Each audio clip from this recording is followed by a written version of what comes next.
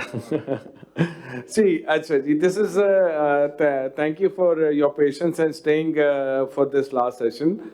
I see half of the people have left, so I thank the half who remained here. Actually, the thing is this: the fundamental question which I ask here is, in the past 15, 20 years, Pakistan, how many billion-dollar investments or projects taken place in Pakistan? If I name some, these are IPPs and two fertilizer plants. One was the Angro and the other the Fatma. And again, I don't need to say anything about IPPs, so you guys all know, so I skip that part.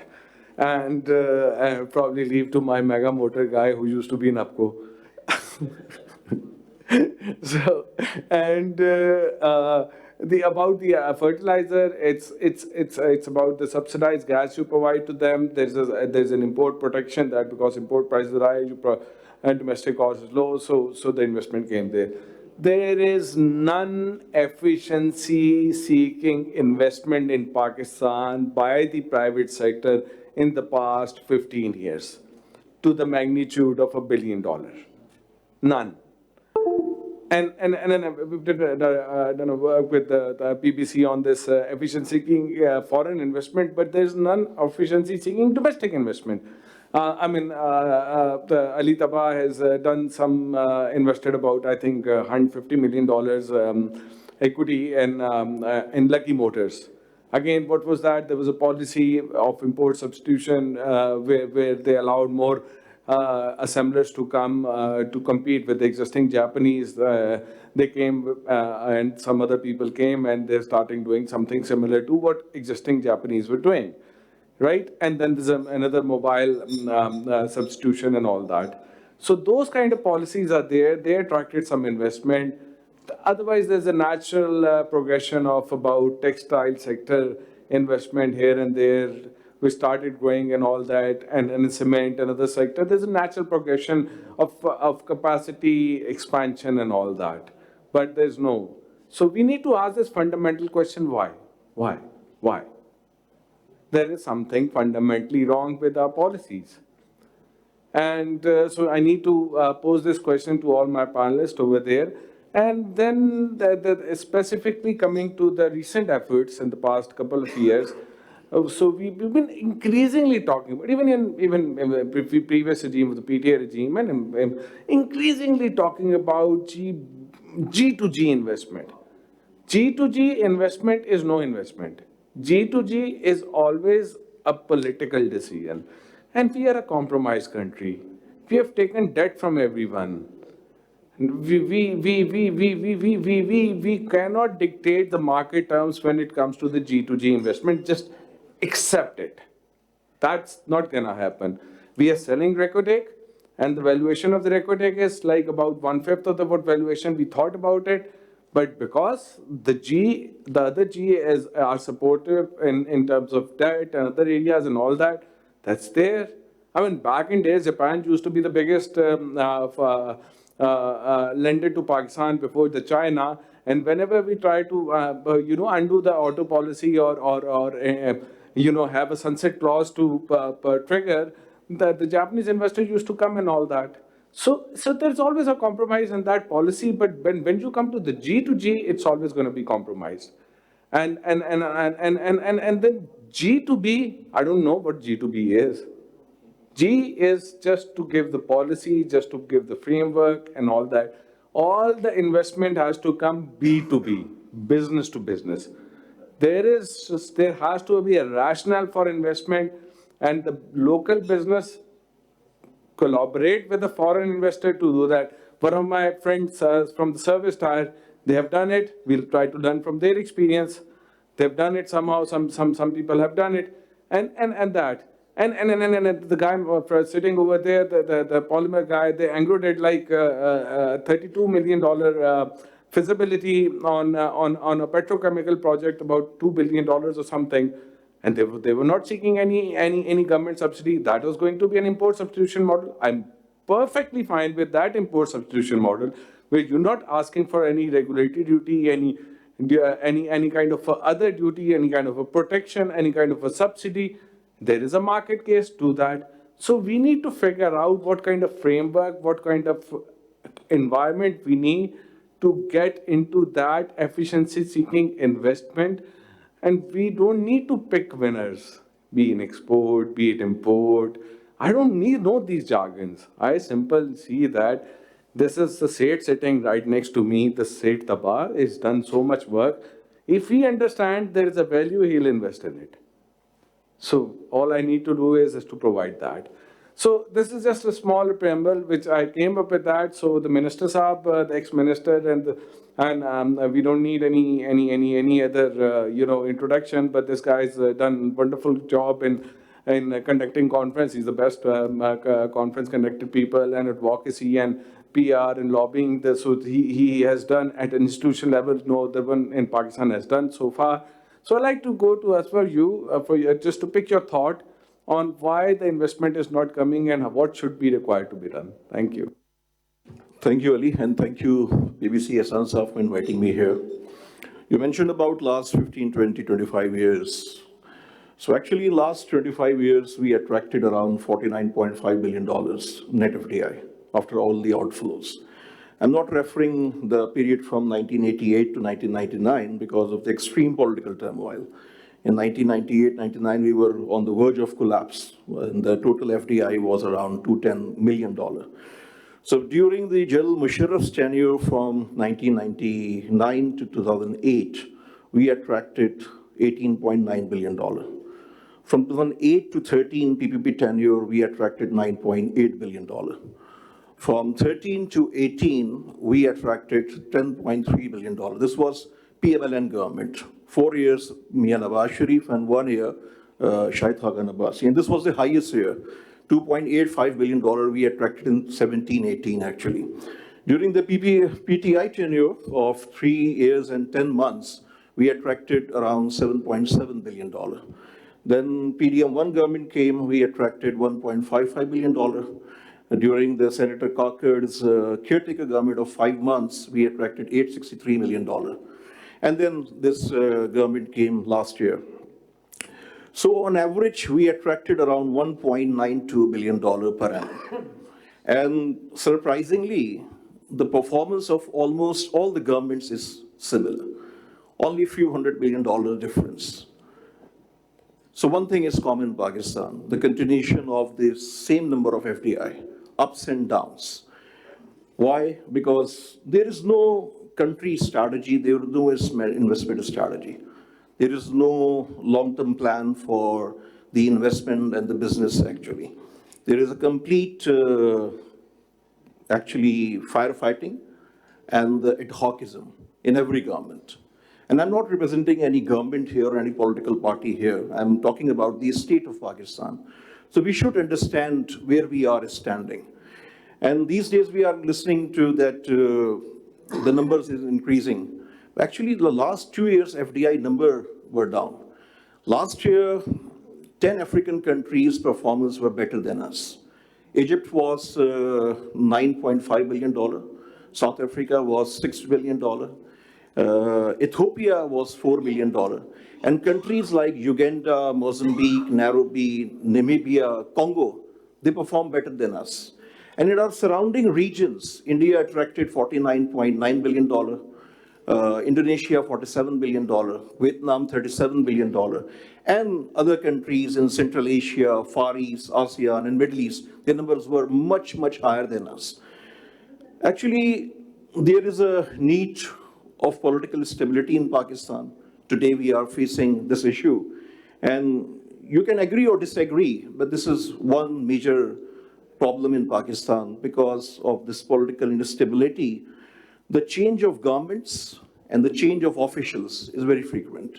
You appointed 12 chairmen of FBR in last 10 years. 12 chairmen. Rashid Langreal is the 12th chairman.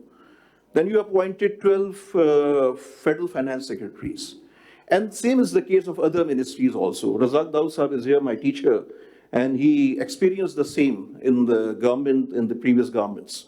So this is one point, is the political stability. Second is, I mentioned about absence of a strategy and a long-term plan. Pakistan today is a country of 250 million. We are world's 5th largest nation. We are not a small European or Central Asian or African country. So you can't manage or operate a country like Pakistan with ad hocism or firefighting. So this is the second thing. Third point is that when I joined the government only for 6 months, my slogan was that 80% focus should be on your existing investors. This includes all your foreign investors. One is the big investor, ICCI crowd. One is the mid-sized investor. One is the small investor. And the Pakistani investor, one is the PBC crowd, the big boys, the mid-size, and the SMEs. So we should, as a state of Pakistan, focus completely on the existing investor to fix the foundation of investment landscape. Because without satisfying or without creating an enabling environment for your existing investors, you can't attract sustainable FDI. This all propaganda is wrong if we are talking about 24/7 FDI. First is your investor who is already working in Pakistan. So there is a need of continuation of policies. Same is जब हम बात करते हैं investor facilitation की. So in B2B you mentioned, the private sector should lead the B2B movement. Government's role and the state's role is only to facilitate and to create the policy, full stop. So these few things are missing. I will cover more points in my next answer. Great. As Azfar mentioned with the numbers that we don't really get much of the FDI, and whatever the number is, that is declining despite the fact that GDP is increasing. Like in the Musharraf time, when Musharraf Saab joined, the GDP was 100 billion. Now it's about 370 billion, and the investment at the time was somewhere around 3 billion per year, and now it's about 1.5 billion as per the digging of the numbers and all that. So clearly we are not moving in the right direction. And the other thing which he pointed about, very very pertinent point about is about we need to take care of the local investor. And what we've seen in the past few years, especially in the last 2 years, that many people have taken the money out of there. Pakistan. I mean, the people of Karachi, like these guys are taking the money out. Some getting the fleet of Uber cars running over there. Here they're making a fleet of assembling car over here, and someone doing a big textile thing and doing the over thing. So things don't add up. I mean, they are making decision. They're making a commercial decision, but at a very large level, these things do not add up. And for the investment to get in, first we need to reverse the capital float and get that money into the Pakistan. If they invest in Pakistan, everybody invests in Pakistan. If they don't invest in Pakistan, nobody will invest in Pakistan. So I take this thought to Ali Tabba. You tell about with your experience as you one of the most vibrant business man in the Pakistan who has done a marvelous job in the past 20 years. And didn't have any benefit of privatization or IPP, or just got an IPPs at the bad time. Thank you, Ali. First of all, you said that, why Pakistan is not able to attract billion-dollar investment. There is no group in Pakistan who can invest $1 billion. So there is no way that one independent company, can take such a large investment. So if you want to do large projects in Pakistan, you need a consortium of large business houses that can come together on one platform and then undertake large projects. So there's no capacity in Pakistan to do a $1 billion project. So it's a dream, that any Pakistani company can do a single project. Yeah, you can do multiple projects worth $1 billion, but nobody can undertake one single project. Secondly, you talked about, that investments coming in rent-seeking businesses, which is fertilizer, IPP, real estate, for example. Why not in real businesses, So you talked about Recodec, right? So many years ago, we made one consortium, which was involved in resolving this Recodec legal dispute which was hanging on the government. And that group was, I was the chairman at that time, when we negotiated or was negotiating with Barrick and Antofagasta to get away with this penalty, which was $6.7 billion or $8 billion. And we tried to narrow down. And then we got government came in, on the face of it to finalize and make it happen. The deal was, that the group which we were as a local consortium would get 25% shares. And Razak Daud Saab was also present in that meeting in Prime Minister when Imran Khan was Prime Minister. And some of the ministers said, that it's very difficult, how can we give it to local consortium, it'll be a big issue for us. And they tried to find way out, not to include that in that consortium. So you see, you need to understand that in Pakistan, the mindset about the local investor, is very negative. So the government really has to change that. If there's no local investment, there is hardly going to be any foreign investment. And investments like Rikudik come into Pakistan because that's the world's 4th or 5th largest copper and gold proven reserve mine in the world. The investment has to come. But kind of protection, the government still has to give to make sure that they bring in that investment. No sale tax, no income tax, nothing, zero taxation.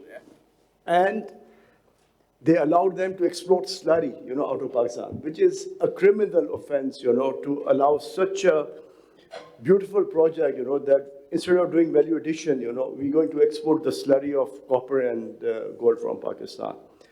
They said, you need economy of scale. It's all lie, because in Congo, I've seen the mines of copper, which produces about 100,000 tons, 200,000 tons, and every mine has its own smelters, which does the 99% purification of copper.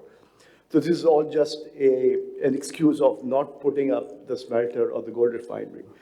So if you don't have the ability to understand, what is good for the country, and you are making the decision, or you have the power to make those decisions, those people should be held accountable, number one. Number two, that the culture of victimizing, Pakistani or Pakistani businesses, and the mindset in Islamabad about large businesses is so negative, that anyone who even wants to do investment, thinks 100 times, whether should I make investment or not. So it's part of the DNA which has cultivated over the years, where making money is a crime, wealth creation is not acceptable, and people in the power and in the parliament, are the people who don't like large business in Pakistan. So that's period.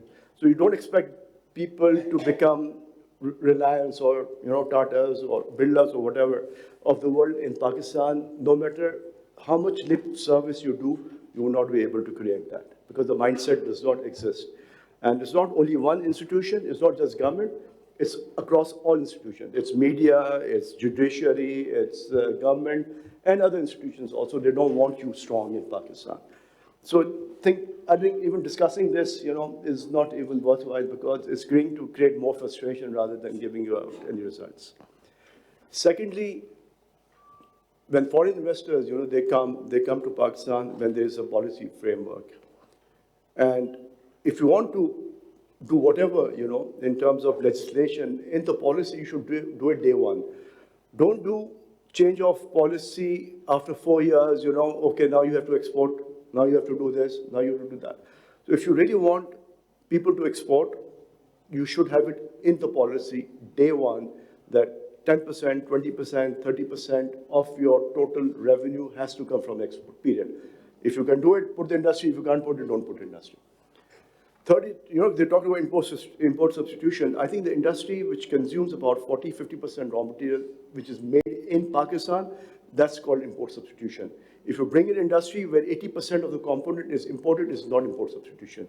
It's just a job creation industry, I would call it, or a revenue-based industry, For automobile, there's so much taxation, in automobile, both for CKD, CBUs, even the intermediary raw materials, And I gave one proposal to one of the government, at that time.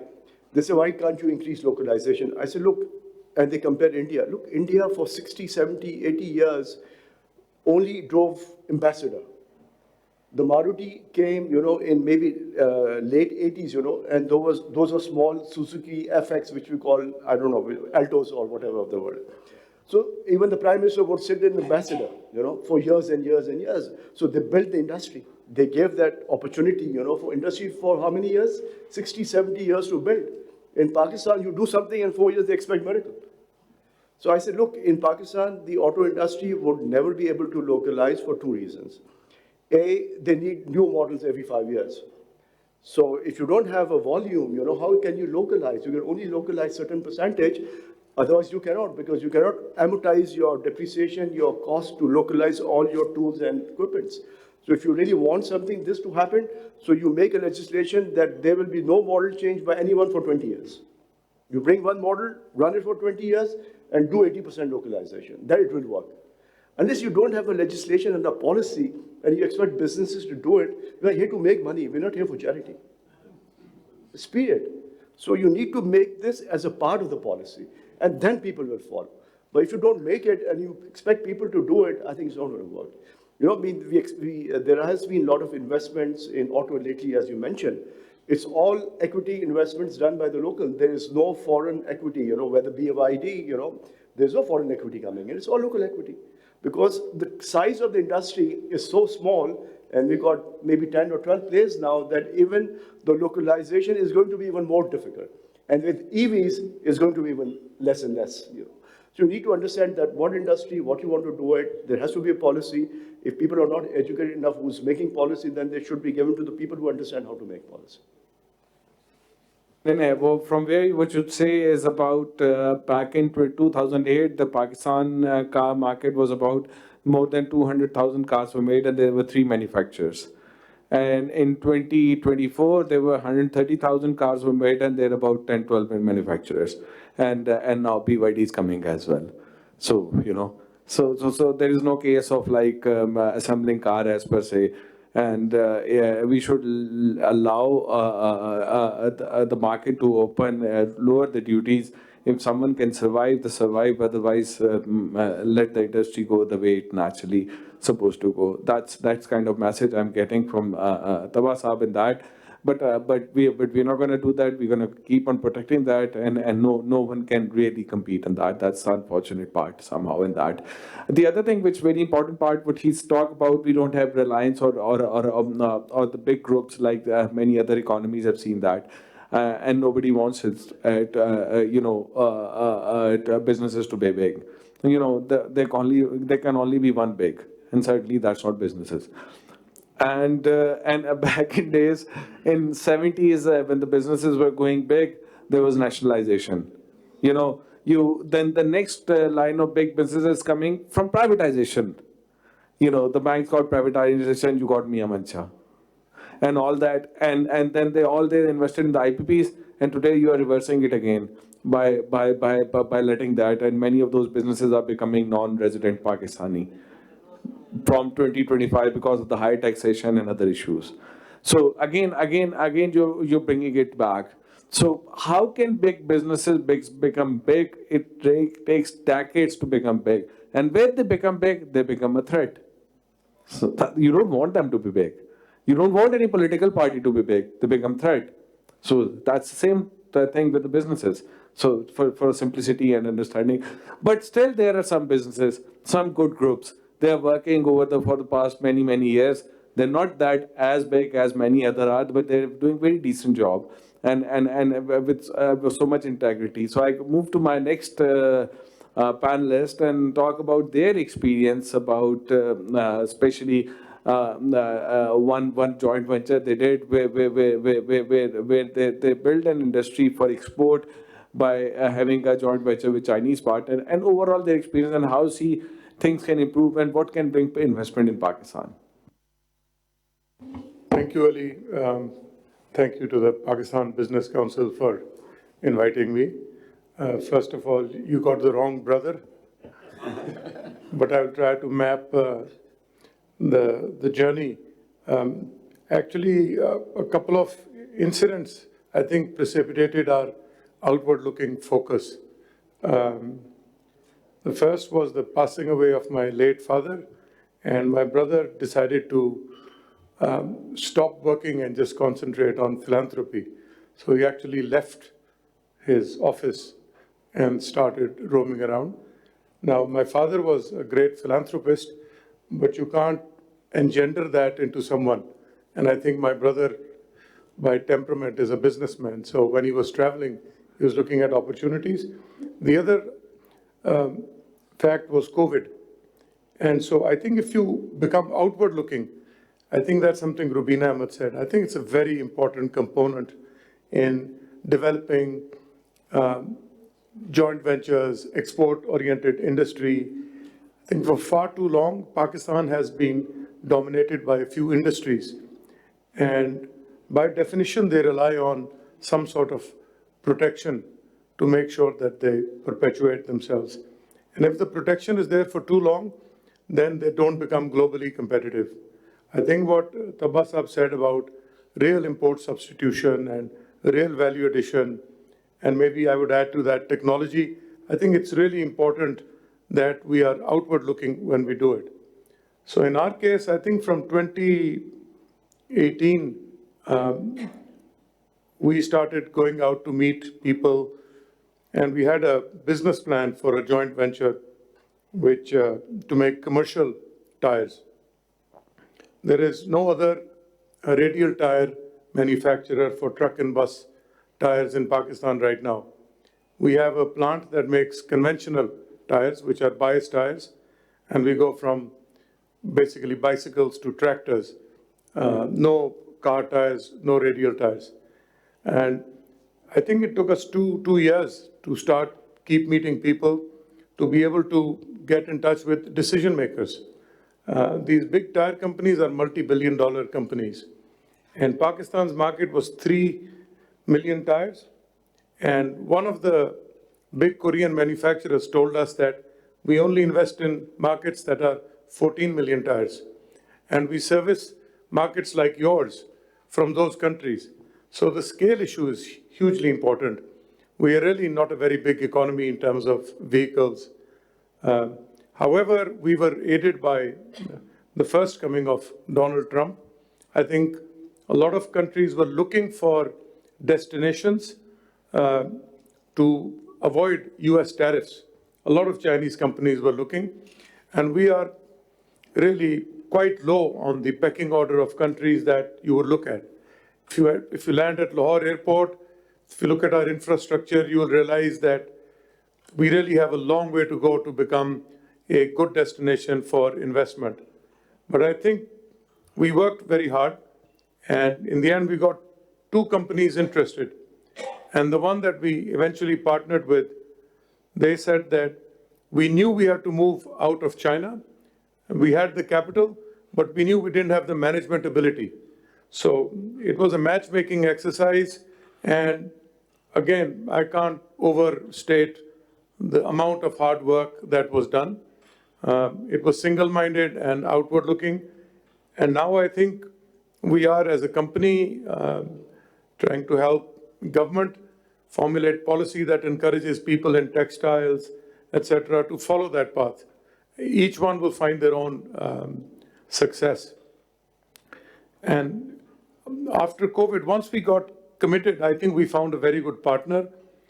We walked into turf. This was not based on turf. This was based on the long-term finance LTFF scheme. But turf happened, which was, I think, a bonus.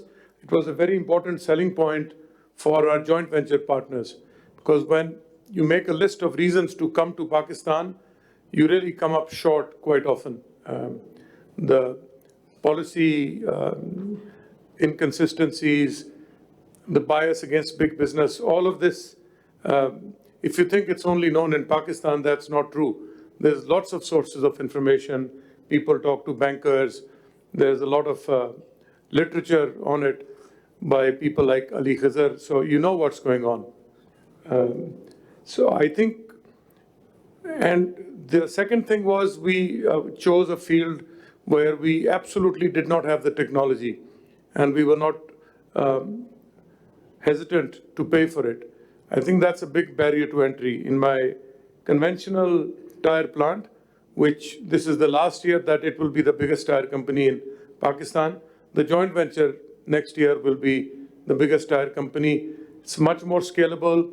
It's based on export. It's based on the US and Brazilian market. And again, once you start looking at those markets, our numbers are a joke. I think these are huge markets. And the only real challenge is to be competitive. And what we are doing is comparing our cost against the cost of our joint venture partner in China. Now, a few things we all know. We know about the power cost, but really the whole ecosystem for industry is non-existent in Pakistan.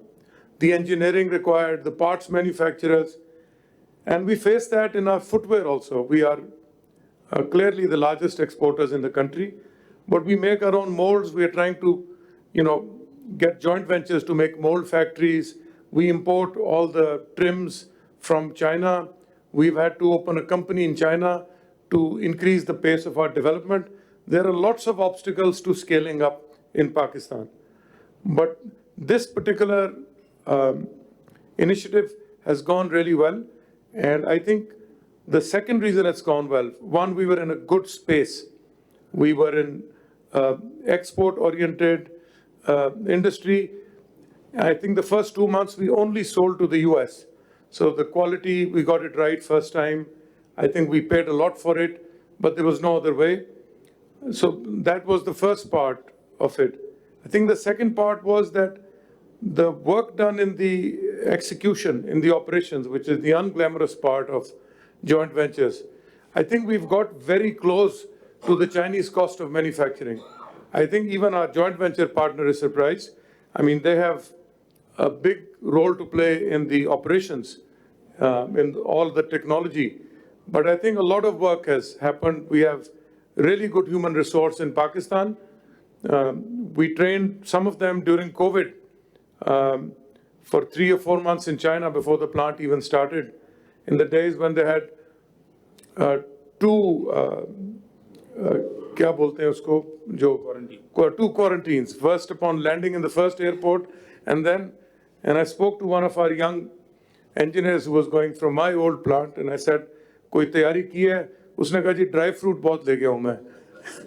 मैंने कहा ये नहीं यार कोई music recorder ले जाओ तुम्हें कमरे से नहीं निकलने देंगे. So I think a lot of hard work, a good space, and again, I think Mr. Muhammad Ali Tabba has been saying this for years. If we don't set up export industry, I think we are in a predictable decline. I think that's the only way to go. This balance of payment problem has not gone away.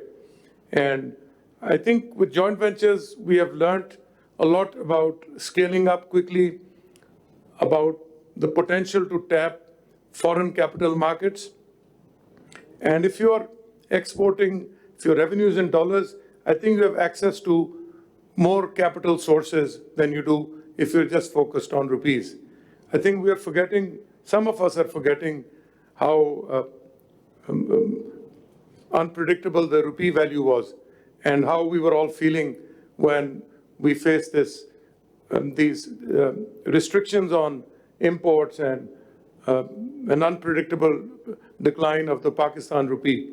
But all in all, I think the one thing that I want to leave for the members of the audience is really the work done in finding the joint venture. We made a plan. We spoke to 7 or 8 people before we got somebody to bite.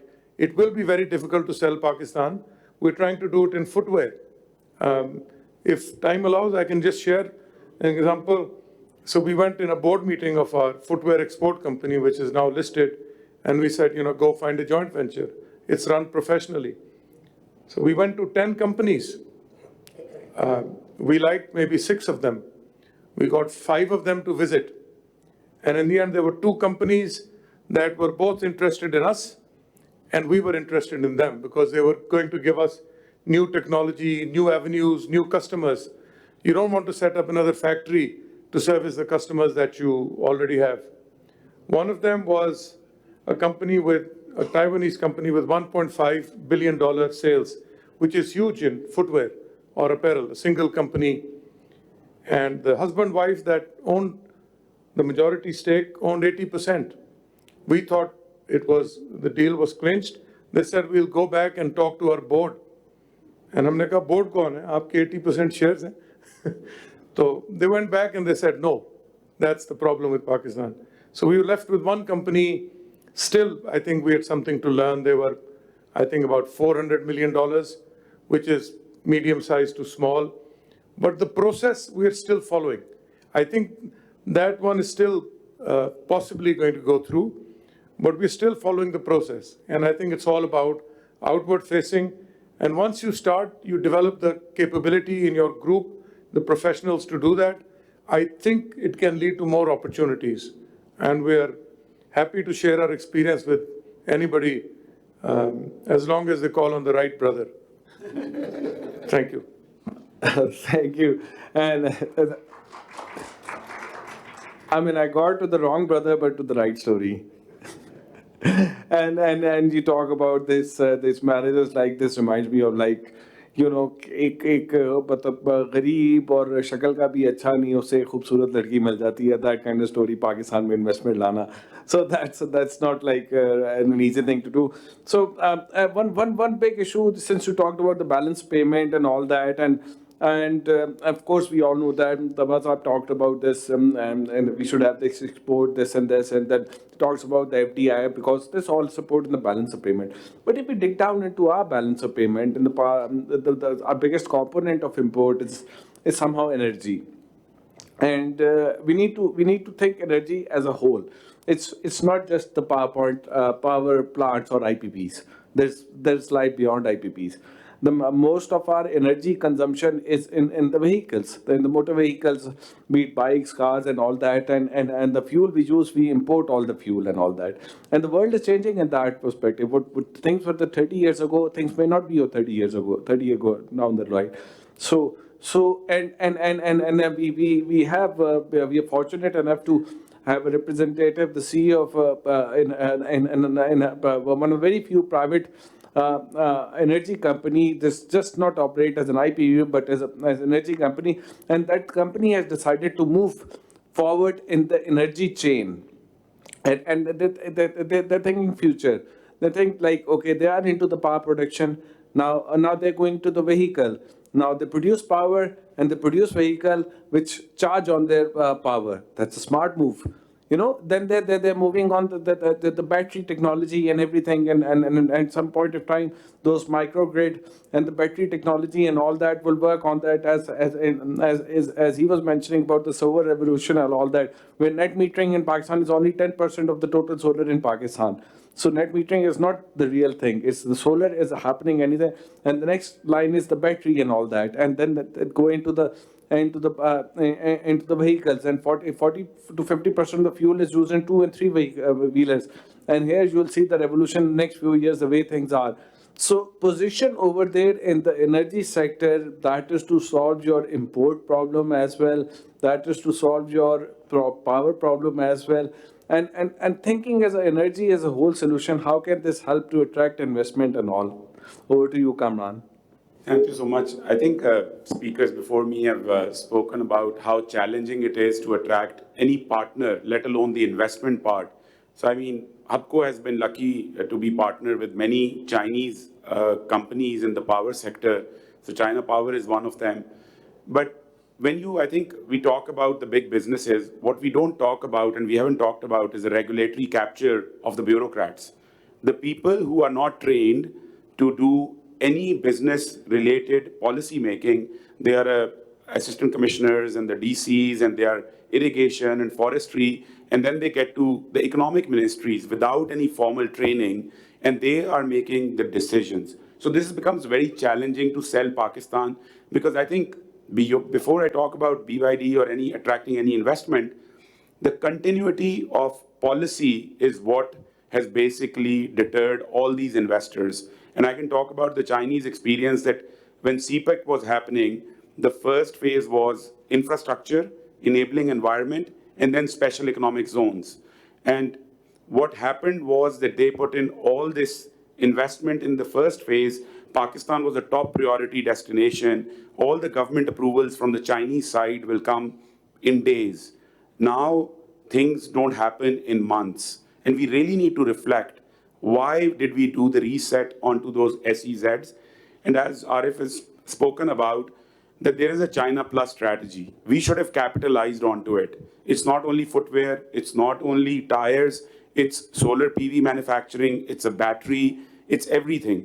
And if you look at China, which has been, overall as an economic climb, all the economies want to focus on the sophisticated products or exports. Now, over the last 1 year, we've talked about or heard about Chinese EVs being best in the world, batteries being best in the world, cybersecurity. Last week has been all talk about AIs. Chinese workforce is not interested in doing those basic industries anymore. And this was the opportunity which I personally feel we have to work harder to attract, because as a Pakistan, we have a long relationship with the China. Coming onto the BYD part, it's just when we looked at a power sector, I think generation is the only segment which is open to the investment, and we get the bad name because no investment, as private investment, has gone into NTDC. No private investment has gone into the discos. Even in the last round, Arif was part of one of the initiatives where they actually started investing in the generation as well. If you look at where the energy sector is going to go, battery will change the way electric systems work, because the only reason we needed these base load plants was how you basically cannot store electricity, so you have to operate them. And we were looking at what will change this, and we stumbled upon to the battery. But it is a very, very expensive proposition when you have Saudi Arabia, UAE attracting all these investors and asking them to put up the battery plants. Pakistan is no destination. We are a consumer-driven market. We looked at all the auto companies, and they looked at, okay, which Tabba mentioned, that Pakistan is a very small, fragmented market, and we don't have a good policy record. So BYD would invest, but given that if we have a consistent policy, what Indonesia offered them, what Thailand offered them, what Australia offered them, they will be able to do this, or Mexico is offering them. So we have to really make a decision that, are we going to encourage export-based investment and also look at the import substitution? The EVs are going to help in the way of reducing your oil import bill. If you look at our oil import bill, it is $15.8 billion.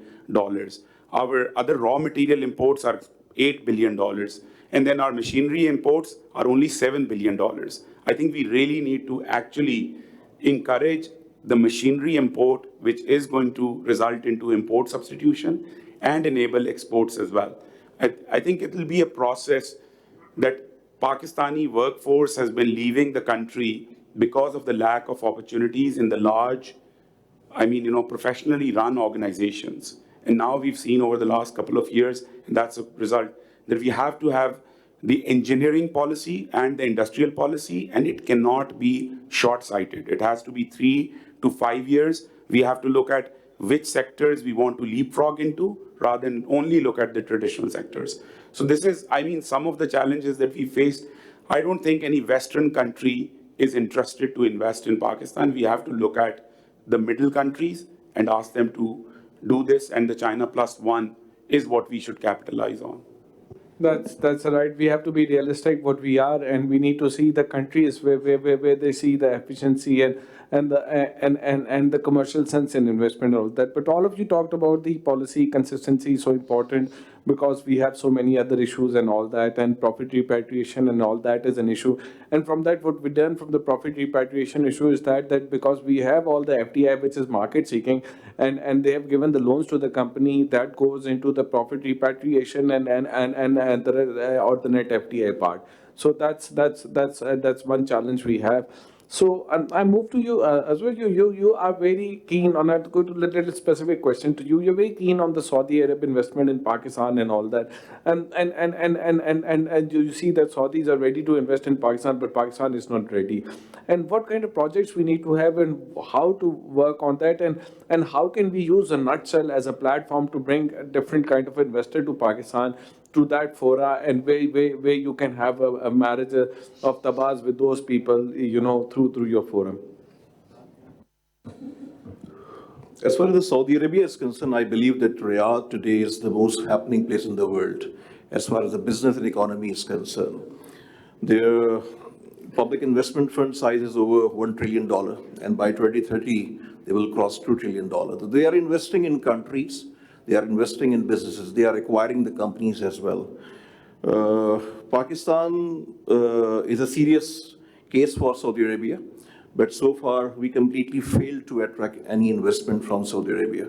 I'm specifically talking about the B2B investment. In last 14 years, we attracted $476 billion in last 14 years. So this is our estate, $0.47 billion dollars. In last 5 years, Saudi Arabia invested over $21 billion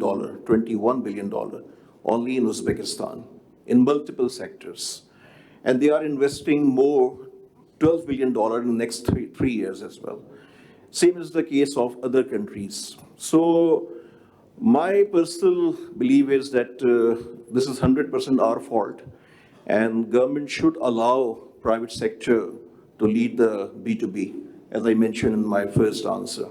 Instead of dictating the private sector, instead of controlling the private sector, like we did in the recent past in the power sector, which was actually a disaster for this investment climate and the trust deficit you created actually. And this is very difficult to talk about this publicly, but I'm talking very candidly because this is actually one of the root causes where you are destroying the trust of your existing investors. Again, my focus is existing investors. So Saudi Arabia, I'm meeting with their many senior officials, including the Investment Minister Khalid Al-Falih, who is the biggest ambassador of Pakistan in Saudi Arabia. He called him as a salesman of Pakistan. But he mentioned to me several times that it completely failed. So in public diplomacy, actually, they always raise the good statements and everything. But we are actually wasting the time. And one thing is very important if we really want to attract some investment from Saudi Arabia, fix their existing investors. Al-Jumai is one case. Now recently, Wafi Energy Group actually invested in Pakistan. They acquired the Shell operations. And by the way, this is a big group, and as per my understanding, they are interested to invest more.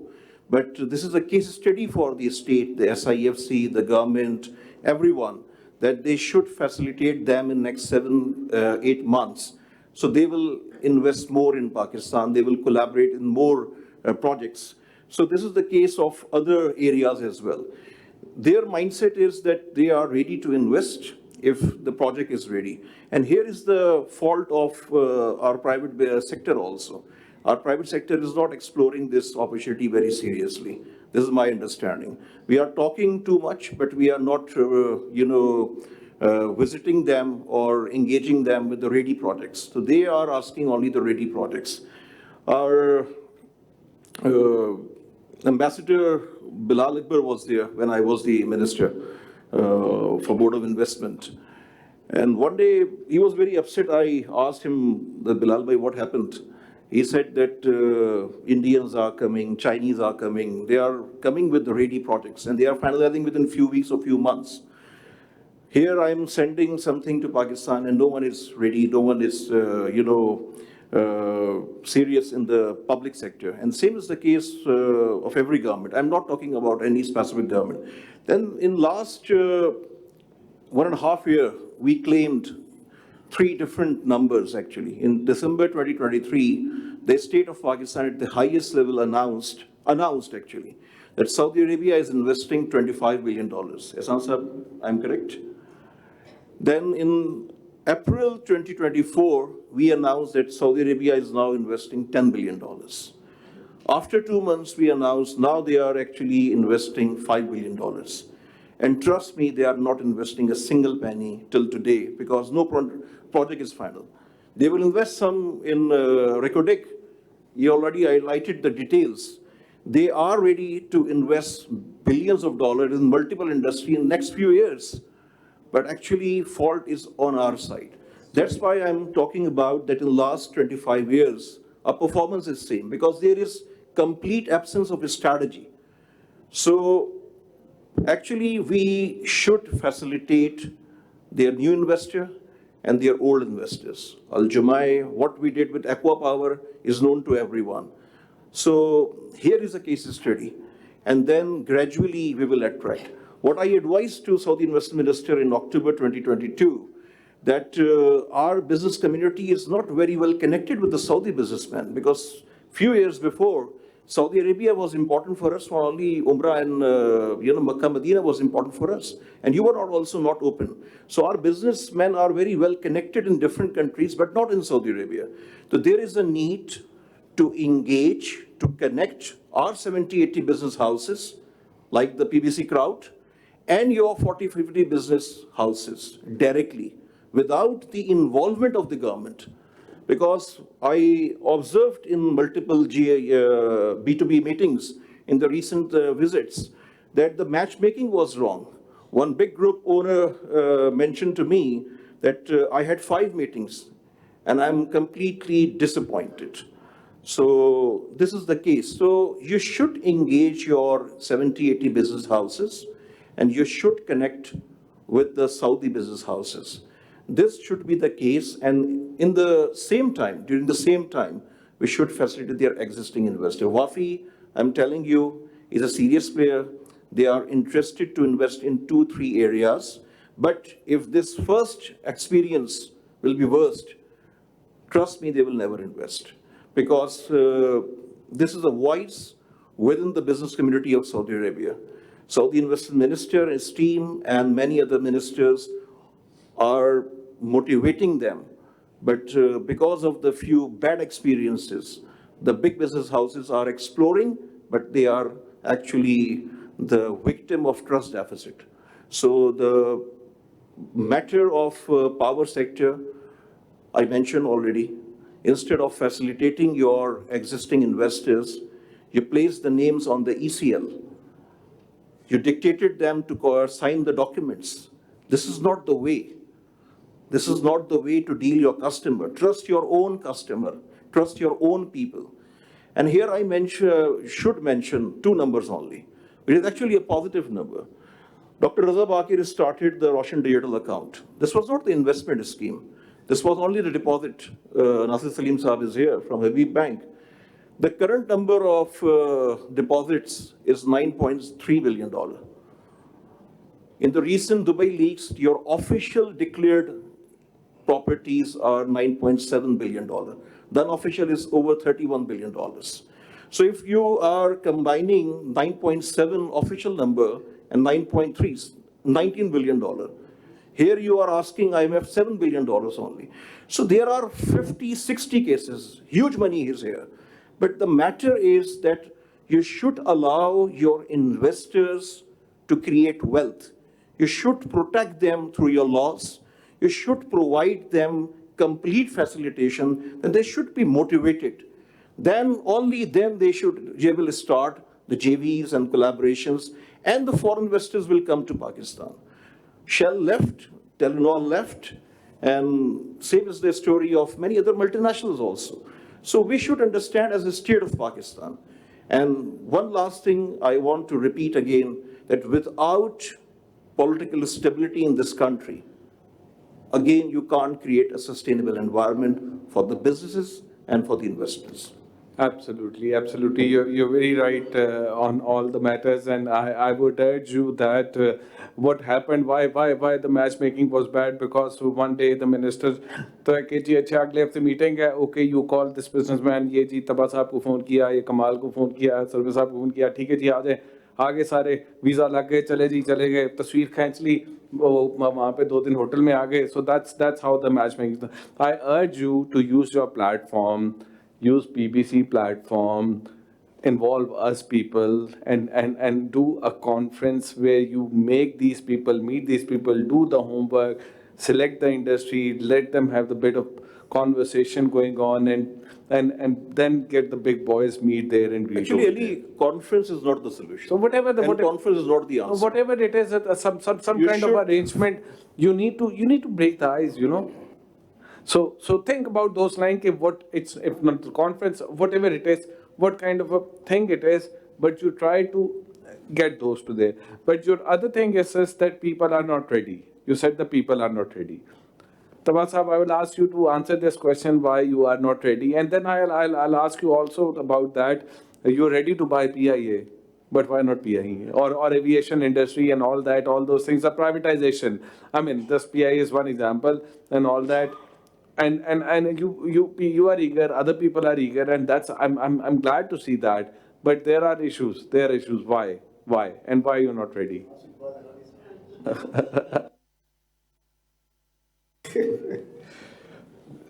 Besides manufacturing, service industry, aviation, you mentioned, shipping, hotel industry, the reason these industry are not flourishing in Pakistan because of taxation. So we've got to fix the taxation system in Pakistan. You have put too much burden, on the existing industries as well as the service industry. So let's say if I want to have a shipping company, I want to have 10 vessels of mine, I would go to Panama, register my vessel, have an offshore company, no tax, no profit, no income tax, no state tax, no nothing. So why would I make a company in Pakistan? I would just register outside Pakistan, free of hassle, and do the same business, bring the vessels to Pakistan, take the cargo, get the dollars out, and do it. And as the other shipping companies, not Pakistani, but foreign shipping companies are doing the same, whether these are the container vessels or the break bulk vessels.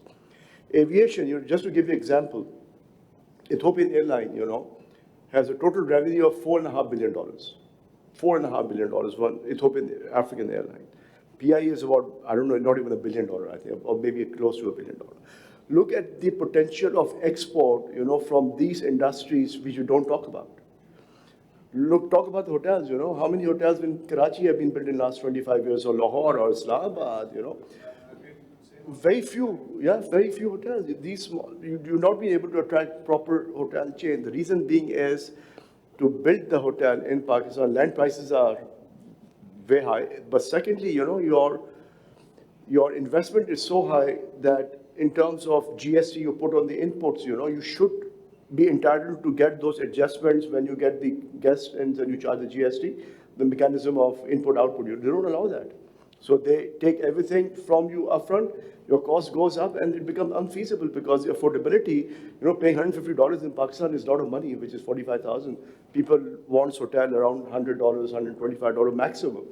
So you need to create that environment and efficiency, cost efficiency that you are able to build and service and provide that kind of level of service. But in Pakistan, it doesn't exist, Same for aviation, we talked, the reason we didn't participate because we gave government the list of items they need to do.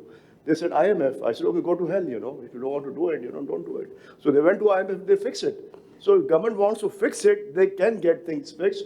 But if they don't want to fix it, they said, sorry, IMF. Sorry, IMF. So this is the lame excuse of not solving the problem. In fact, passing the buck, as we say to IMF. So you've got to understand that manufacturing is very important, but service industry also brings in a lot of export dollars. It creates a lot of jobs. It creates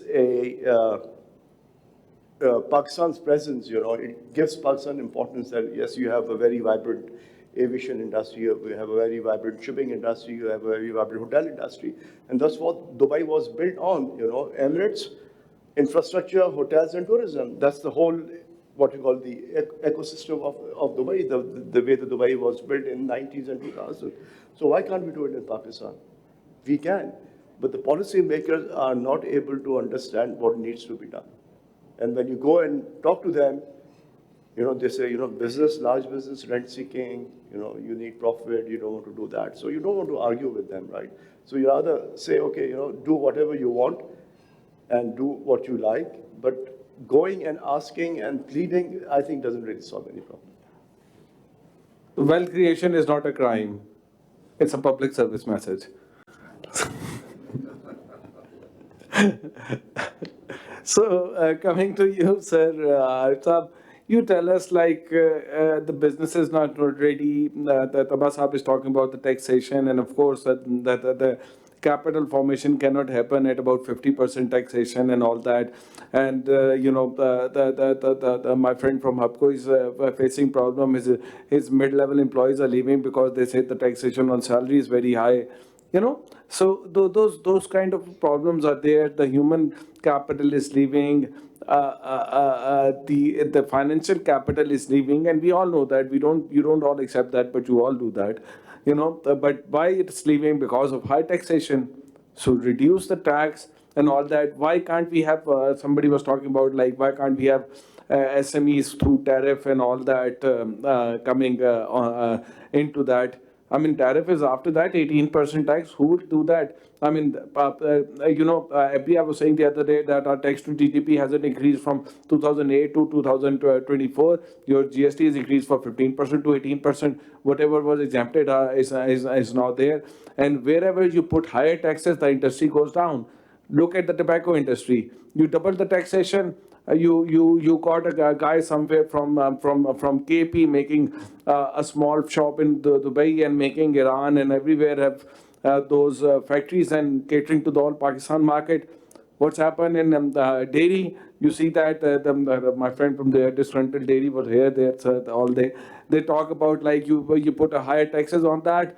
Now the China is coming up and the Tetra Pak is losing the business, and they're losing business to Kulla Doodh and all that. So which has hygiene and health issues and all that. But again, it's a taxation. There's an unfair system in there. I mean, where you invest, there's a very high taxation. But where you invest in the real estate and wholesale retail chain and all that, the taxation is very low, and there's a limit of ability to become big. And then they siphon the money off in Dubai, and he talks about the number of $30 billion investment over there. So that unfair system is there. You have to have a just taxation system. You have a lower taxation system, and without that, you cannot do that. So I'd like to have your thought on that, Arif Saab. So actually, if you look at the membership of Pakistan Business Council, you might call it a union of taxpayers. And I think what we have failed to do so far is to recognize that our biggest competitor is the shop next to my shoe shop, who's paying zero GST, continues to pay zero. My point of My point of sale was connected to the FBR, and they used to give us a 2% or 3% advantage, and then they took it away. I think this coalition of taxpayers, maybe we should rename ourselves. I think we need to be more aggressive in going after tax evaders, whether we work with government, whether we hire people to do it. I think telling the government that you're overtaxing us is a well-known thing. In a holding company situation, I think Shabir Diwan sent me this, and I've circulated it widely to people who are not affected. You pay 68.1% income tax. I pay super tax 3 times on the same income. This is absolutely ridiculous. But I think with this IMF program and this level of lack of empathy on the part of the government, I think as the PBC, we need to do more to really go after people who are evading taxes. They are actually killing our business. So I'm here because of a tire plant. So let me just tell you, our joint venture partner was the single largest seller of truck tires into Pakistan. They still continue to do that while we are. So I have with me figures for their tires imported legally, and there are none. And their smuggled tires are cheaper than our tires even today because we pay 18%. So let me share a very brief story. A very high-powered meeting was called on smuggling of tires, and I was asked to attend because nobody else was available. So here are the numbers for Afghan transit trade in tires. 750,000 before COVID, Pakistan import 50,000. During COVID, Afghan clearance was stopped. Pakistan's 50,000 went to 800,000, and Afghan went to zero. The year after COVID, Pakistan went from 800,000 to 40,000, and Afghan went to 750,000. So I told the people, I was very comfortable in the meeting. I said, this is a smoking gun. मुझे तो कुछ prove करने की जरूरत नहीं है. So some a senior member, a DMG officer of the Commerce Ministry said, okay, I think maybe we can examine data about how many roads there are in Afghanistan versus Pakistan. कि आपका शायद वाकई 50,000 है, उनका वाकई 7.5 लाख है. मैं कह जी मैं आपको गूगल पे दिखा देता हूँ, वहाँ सड़कें नहीं है. वहाँ लोग गधों पे चलते हैं, वहाँ के टायर नहीं है. अब आपको पता लग गया कि आपके इसका impact was 24 billion rupees on that day. So look, we are being overtaxed, but I think we're also perhaps too defensive because it's killing some of our industries. So I can sell tires into the US with less unfair competition than selling in Pakistan, where I'm the only manufacturer.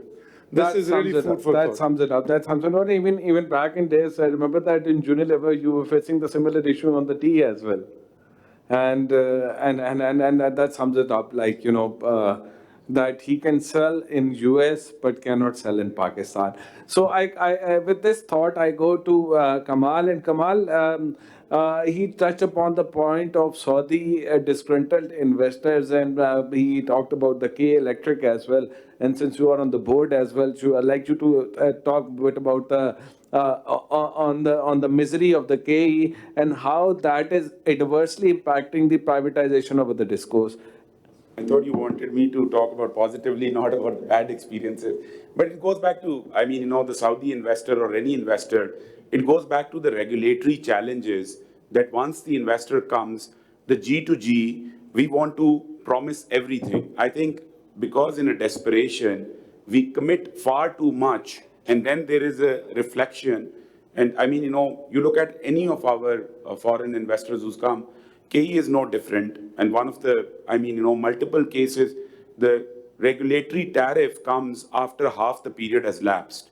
And then you have to recover the same amount from the consumers. And the consumers are unhappy, the K Electric is unhappy, and everybody else as well. So I think what government needs to realize is that this is a very, very specialized field. If you look at FERC is the federal energy regulator in the US, the Ofgem, which is in the UK, they attract the best talent. I think very, very bluntly, people who end up in these are the people who didn't clear the CSS or didn't get the desired groups. Literally, these are the people who have just risen from the ranks. They don't look at how things need to be done, how proactively you have to do. In the earlier session, we talked about net metering. We've been talking about net metering, or to address that disparity where a consumer has become a net seller. And we know that this is actually creating a problem for people who are paying on the grid, but there is no action. And even Minister was evasive about committing when can they come back with the regulation as well. There are a lot of other good ideas which get killed into the regulation part. And Arif's story about taxation and a smart taxation, you want to prove the data, you want to do the study, you look after industry after industry. You come to Islamabad just to make sure that they stay out of your business rather than helping you in any business. So that should not be the case. I think this is where we are facing at K Electric or any other investor as well. That's very well said, that stay out of the business. Again, a public service message for them. Please stay out of our business. If you can't facilitate us, just leave us alone. That's one thing. So unfortunately, that private sector is not being left alone as well. Taxation is something they're facing. You're not taxing the others. Either you tax the other or lower the taxes, or both. I think it's a combination of both should happen. Political stability, you need to listen to the choice of the people to bring political stability. I cannot say anything more than that on it. And you need to have that. You don't know what's happened 3 months down the road. How can you get the investment 10 years and all that? And people need to know that. Then macroeconomic instability, balance of payment crisis and all that. So we need to address on that. And at the lunchtime, the minister is saying that, okay, we are going to have 13 billion of reserve. Now we can have a growth. Last time we had 18 billion of reserves and we went for a growth. In 2 years, we were left with 7 billion of reserves. And rupee 100 to 300, now we go to 600. then the things would go on like this and that. But we cannot escape from what it is. We need to realize what we are, and we need to slowly move from that and organically leave the private sector to have export led. So, but to end on the positive note, I would say that I can go on and talk to these people and all that, but I think the time is up, and I'm just taking a liberty to, since there's no more session after it. And but I like to positive note that what I've seen in that, मुश्किलें पड़ी इतनी कि आसान हो गई. In the past 2 years now, every business I talk to is thinking about exports, is thinking about industry where they can live without the rent-seeking element in that industry. So that's a positive thing. And I think in the next few years, we'll see the fruits of it. Thank you, ladies and gentlemen, for your time.